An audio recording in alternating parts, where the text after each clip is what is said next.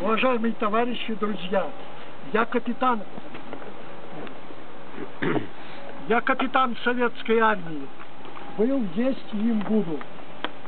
Свыше 30 лет я отдал строительному комплексу Марийской ССР. Я строил Сымбатхей от нуля и до окончания советской власти. Я строил комплексы, жилые дома во всех районах нашей многонациональной республики. Мне очень первоначально, вот когда у нас были митинги, это и «Справедливая Россия», и ЛДПР, и коммунисты. Я не буду называть, какой я партии относил. По-моему, по моей речи вы узнаете, какую я партию здесь представляю. Вот. Мне нравилось то, что все люди, которые здесь собирались и призывали, говорили о том, что так жить нельзя.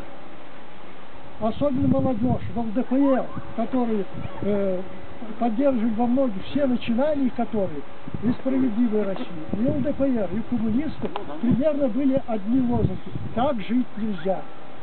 Вот мы сейчас обсуждаем прошедшие выборы. Перед вами выступал товарищ, чтобы смирился, как бы выборы прошли, 60% набрал господин Путин, должны мы работать и с этим смириться.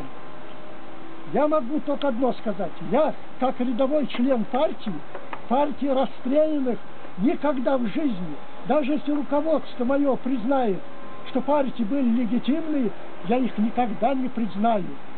Никогда. Выборы нелегитимные, выборы были нечестные. Это вы все знаете. В течение последних 6 месяцев все каналы были заполнены на одном: Путин, Путин, Путин. А что же такое Путин? Я к нему личной претензий не имею. Это бывший чекист, который получал прекрасные пайки. Я сам служил за границей и знаю, какой мы не пользовались вниманием этим чекистам. Знаю офицеры, но пришел он сюда, он предал заповедь чекистов. Такой же собственный Маркелов, бывший политрук. Что от них ждать? Закопали прежде всего в садах партийные билеты и стали служить золотому тельцу. Служат прекрасно. Ну, а что поимел народ наш?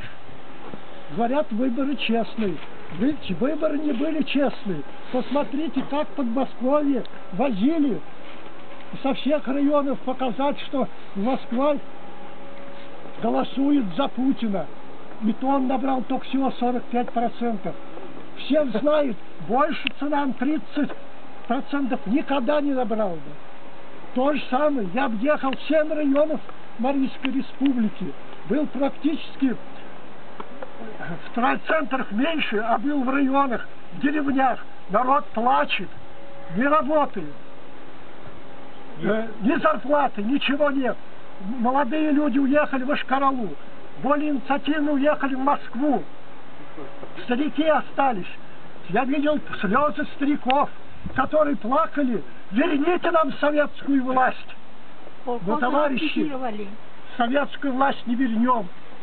По одной простой причине, что у нас очень много людей зомбированных, кроме ящика ничего не видят. Они не читают ни советскую Россию, они не читают ни правду. Вот. А как вела себя ЛДПР? Вот мы с ними очень много сотрудничали, как она вела себя. Не успел, я на выборах был в Навашском. Они даже не направили, вы не направили своего представителя. Вы уже смирились с этим делом, что будет. Не успели подсчитать. Жириновский поехал поздравлять Путина. Позор!